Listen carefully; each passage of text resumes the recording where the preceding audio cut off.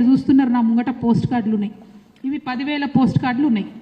ఈ 10,000 పోస్ట్ కార్డులు కూడా మేము చాలా జాగ్రత్తగా ప్రతి ఒక్క పోస్ట్ కార్డు మీద Aadhaar card number, cell phone number, గ్రామం పేరు, మండలం పేరు, జిల్లా పేరు అన్నీ కూడా వేసి గౌరవ ముఖ్యమంత్రి గారి కోసమని కేవలం మా జాగృతి కార్యకర్తలై మాత్రమే ఒక 10,000 పోస్ట్ కార్డులు ఇవాళ తయారు చేసుకోవడం జరిగింది. ఇది గౌరవ ముఖ్యమంత్రి గారికి మేము ఇవ్వడం జరుగుతుంది. జాగృతి ఆధ్వర్యంలో కేవలం మా జాగృతి ఆడబిడ్డలు కార్యకర్తలై మాత్రమే 10,000 పోస్ట్ కార్డులు ఇవాళ సేకరించి మీకు ఇక్కడ చూపిస్తూ ఉన్నాం.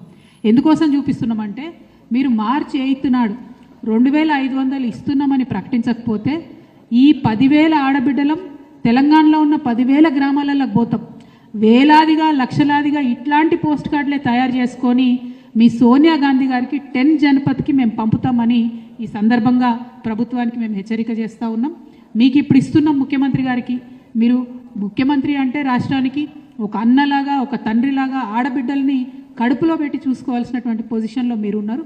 కానీ మా ఆర్థిక స్వావలంబన విషయంలో, మా యొక్క రక్షణ విషయంలో, మా యొక్క విద్య విషయంలో, మా యొక్క ఆరోగ్యం విషయంలో దేంట్లో కూడా మీరు మానవీయంగా ఆలోచిస్తలేరు, దేంట్లో కూడా మీరు శ్రద్ధ పెడతలేరు. కాబట్టి మరి ఏ సోనియమ్మనైతే చూసి మా తెలంగాణ ఆడబిడ్డలు ఓట్లేసినో అదే సోనియమ్మకు ఇదే పోస్ట్ కార్డులు with Aadhaar card, with phone number, with గ్రామం మొత్తం ఈ 10,000 మంది మేము జాగృతి ఆడబిడ్డలం కార్యకర్తలం అన్ని గ్రామాలకు తిరుగుతాం. లక్షలాదిగా సోనియా గాంధీ గారికి 10 జనపథ్కి మరి కార్డులు పంచుతామని కూడా ప్రభుత్వానికి హెచ్చరిక చేస్తూ ఉన్నాము. ఆడబిడ్డల పట్ల మీరు అలక్ష్యం వహించకండి. మీరు అన్ని స్కీమ్లు రివ్యూలు చేస్తున్నారు, అన్నీ చేస్తున్నారు. ఆడబిడ్డల కోసం మాట్లాడటోళ్ళు ఎవరు లేరు అనుకుంటున్నారేమో. మీరు ఆలోచన చేయాలి.